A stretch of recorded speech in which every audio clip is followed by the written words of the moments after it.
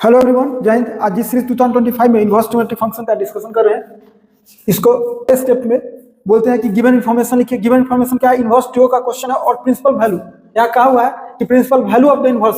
तो principal value जो ही कहा तो आप जाएगा वो 0 से पाई के बीच में आएगा और π2 बाहर होगा, और कॉसेक इनवर्स का जो भी होगा वो -π2 से π2 के बीच में होगा और 0 बाहर होगा। यही प्रिंसिपल वैल्यू है। स्टेप 2 में निकालना क्या? ये इसका मैक्सिमम और मिनिमम वैल्यू का सम निकालना है।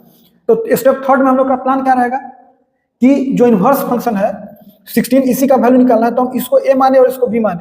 जो ही a माने तो ये लिखा गया 16a² + b²। और अब फार्मूला के रूप में a² + b² का फार्मूला होता है a + b का होल स्क्वायर - 2b। क्यों? क्योंकि एक फार्मूला और होता है sec inverse x + cosec inverse = π2। यानी इसमें दो फार्मूला इस्तेमाल है, फर्स्ट और सेकंड। क्योंकि sec inverse x + cosec inverse π2 होता है, तो हम a + b का होल स्क्वायर का फार्मूला रखे तो इसके बदले sec inverse x + cosec inverse के बदले π2 का होल स्क्वायर।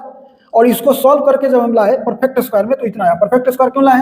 क्योंकि रेंज निकालेंगे तो मिनिमम मैक्सिमम दोनों पता चल जाएगा। रेंज के लिए हम सबसे छोटा से पकड़ते हैं। सेक इनवर्स कहां से कहां तक होता है? तो सेक इनवर्स से पाई और π2 बाहर, एक कंसेप्ट हो गया।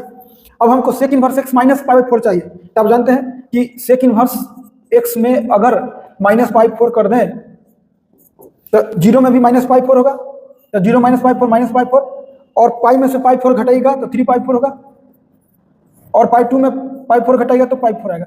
यानी ये सेक इनवर्स x - π4 का वैल्यू आ गया। अब फिर चाहिए हमको, देखिए फिर चाहिए हमको किसका? इसका स्क्वायर चाहिए। इसका स्क्वायर करिएगा, अगर जो सेक इनवर्स x - π4 का स्क्वायर करिएगा, सेक इनवर्स x - π4 का स्क्वायर अगर करेंगे हम, सपोज कीजिए, तो x² का ग्राफ आपको आना चाहिए। यहाँ है, ये x² का ग्राफ है। और कहाँ से कहाँ है? तो -π4 से 3π4। यानी अगर हम इसमें -π4 काट ले और 3π4 भी काट लें, और ये बात अलग है कि π4 पर नहीं हो तो हम हटा लेंगे बाद में, कोई टेंशन नहीं। तो इस स्थिति में जो ग्राफ होगा यहाँ से यहाँ तक, तो इसके कॉरेस्पॉन्डिंग का ग्राफ में ये रेंज होगा, यानी 0 से 9π²/16।